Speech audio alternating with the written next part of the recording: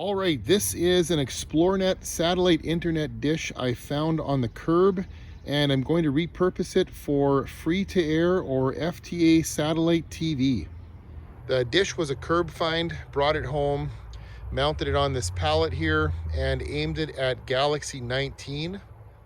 Now, the dish did not have an LNB out here on the end of this arm, which is just as well, because if you're going to repurpose a satellite dish like this, you're going to have to change this anyways to a linear KU band LNB. This one here is a standard linear KU band LNB. You can also use a universal LNB. The reason you have to use a linear KU band LNB for free-to-air satellite is that FTA signals travel in a linear polarized fashion. That means the wavelengths travel in either horizontal or vertical lines, so you need an LNB that's capable of receiving that type of polarized signal. This is actually a really nice dish. It's got a very heavy mount on it, 2-inch arm, plus these struts to keep it nice and stable, almost like a mini tripod. And the elevation adjustment here is this long bolt, which is reminiscent of the elevation adjustment on a C-band dish, actually. So I like the build of this dish for sure. This particular dish is a little undersized for FTA satellite. It's about 29.5 wide, 27 high. Ideally, you want a dish that's a little bigger than this for FTA. Usually you can buy dishes anywhere from 33 to 39 inches. Bigger is better in the world of satellite, but this one here was a curb find. It was free, and it's a fun little DIY project. To mount this LNB on the dish's arm, I ended up using this replacement LNB bracket here. This will fit just about any KU band LNB out there.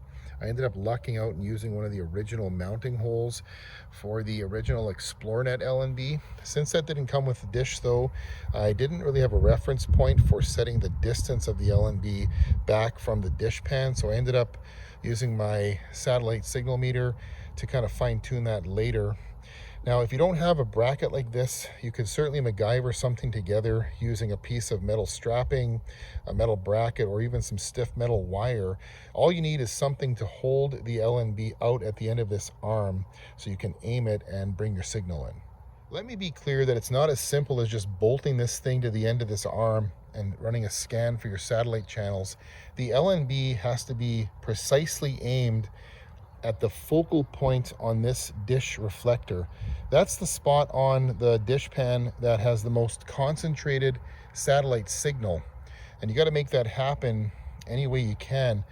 That means moving this LNB laterally, side to side, so that it's facing the dish pan head on and not on some weird offset angle. That might mean adjusting the height of the LNB. There is a little height adjustment bolt on this LNB.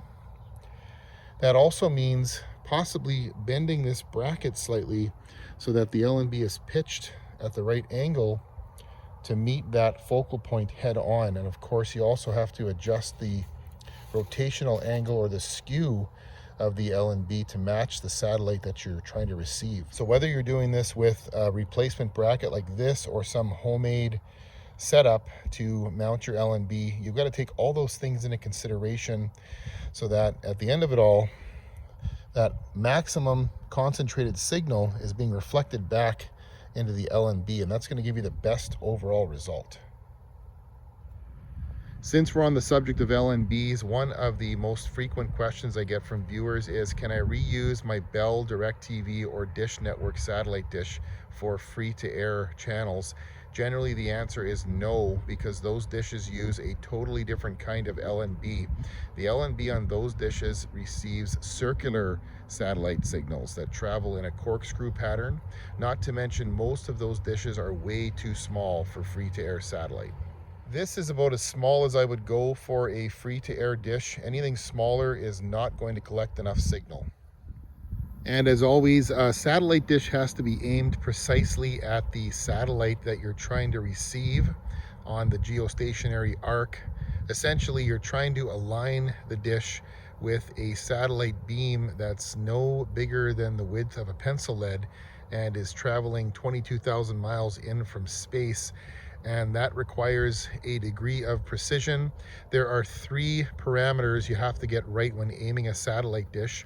The first one is the dish's east to west look direction. That's known as the azimuth. The second one is the dish's look angle up into the sky. That's known as the elevation. And the final one has to do with the LNB. The LNB has to be rotated either clockwise or counterclockwise to match the angle of the satellite you're trying to receive. It matches the angle that that satellite sits on the geostationary arc. All of those parameters are going to be unique, not only for each satellite, but also in each particular location. So if you took this dish 1,000 miles away and aimed it at the same satellite, the setup of the dish would be completely different. Now, aiming a dish the first few times can be challenging. It can also be very frustrating. I would say just stick with it and don't give up. Every time you make an adjustment on the dish, make sure that you're making the adjustments in very small increments. Even a fraction of an inch can make a big difference. And every time you adjust the dish, you should run a blind scan to see if that made it better or worse. But the important thing is be patient, don't get discouraged, and don't give up too easy. All right, and now I've got the LNB connected to my Sat Hero portable satellite meter. This is a nice handheld battery-powered all-in-one unit. It's got a built-in screen and receiver.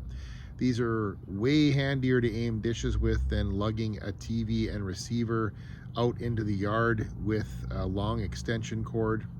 And now we will run a blind scan and see what we can pick up on Galaxy 19. There's about 105 TV channels plus all the radio channels on Galaxy 19. So we'll see how we fare with this repurposed Xplornet dish. The blind scan seems to be moving along here. You have to run a blind scan before you can watch any channels because they have to be scanned in to your receiver, much in the same way you have to scan in over-the-air TV channels with a TV antenna. We'll see how this blind scan finishes up here. All right, 80 channels plus radio and a message that says no new channels found. Well, that's only because I ran a blind scan a few minutes ago, and this is the second blind scan I've run, and no new channels found since the last blind scan. So that's what that means. Anyways, if you get a hold of one of these Xplornet or HughesNet satellite dishes, you can repurpose it for free-to-air satellite. Get yourself a linear KU band LNB, either a standard or universal, and give this a try. It's kind of fun. If you're looking for more information about free-to-air satellite, look in the description of this video for some video tutorial links and also some links to some satellite resource websites to help you point your dish and scan the skies.